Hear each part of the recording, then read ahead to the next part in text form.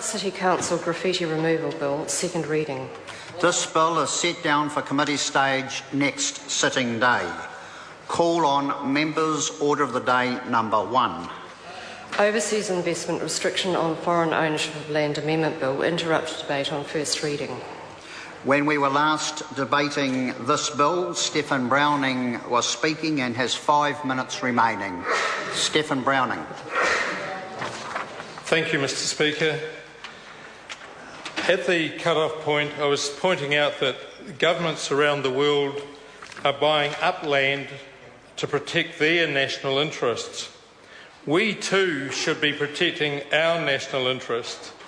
It is not in New Zealand's long-term strategic economic interest to approve large-scale purchases of our farmland to overseas buyers. Our land is the goose that lays the golden egg. We should sell golden eggs to the world, but we should not sell the goose to the world, or our goose will be cooked. This bill is about protecting family farmers in New Zealand. Small and medium-sized New Zealand farmers are being priced out of the market by overseas buyers that purchase our farms. Overseas buyers looking to get a foothold in New Zealand can and do outbid local farmers. Shanghai Pengxin outbid Landcorp and Michael Fay's group, in the process driving up the price of rural land, with the only beneficiaries being the Australian banks that had lent the Crafers the money. Those farmers who want to sell out, they love overseas buyers because they drive up the price. But the long-term effect is to drive out family farmers and replace them with overseas corporations. Those who care about the long-term future of family farming in New Zealand will support this bill. It is about keeping families on the land. This bill is about cleaning up New Zealand's shambolic and confusing system for approving overseas land sale applications. Currently, the Overseas Investment Office is supposed to make a dispassionate assessment of whether applications by overseas persons to buy New Zealand land meet the tests set out in the Overseas Investment Act. In fact, the Overseas Investment Office does no such thing.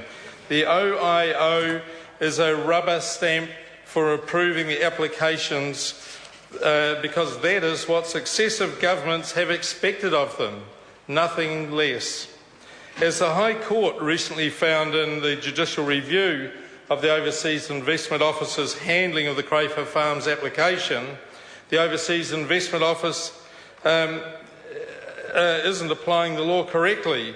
They are applying it in a way so they can approve the applications. Figures released to the Green Party show that over the last few years, the Overseas Investment Office has approved virtually all applications by foreign investors to buy sensitive land. But even so, it's a confusing system. This bill makes it crystal clear, a clear, bright line. Sensitive New Zealand land is for New Zealand citizens, permanent residents, and New Zealand corporate entities. Technically, what this bill does is use the existing definition of sensitive land in the Overseas Investment Act and then ensure that such land cannot be purchased by those defined as overseas persons by the Overseas Investment Act. Sensitive land is defined as farmland over 5 hectares in area, or land greater than 0.4 hectares on an island, or land greater than 0.2 hectares on the foreshore, and some other specialist definitions. Overseas person is defined as someone who is not a New Zealand citizen or ordinary resident in New Zealand, and for companies it is defined as a company incorporated overseas or which is more than 25% owned offshore. Let us protect our strategic economic interests. Let us protect our family farmers. Let us clean up our overseas ownership rules. Let us keep ownership of the golden goose. I commend this bill to the House. Thank you, Mr. Speaker. The question is that the motion be agreed to. The Honourable Dr. Jonathan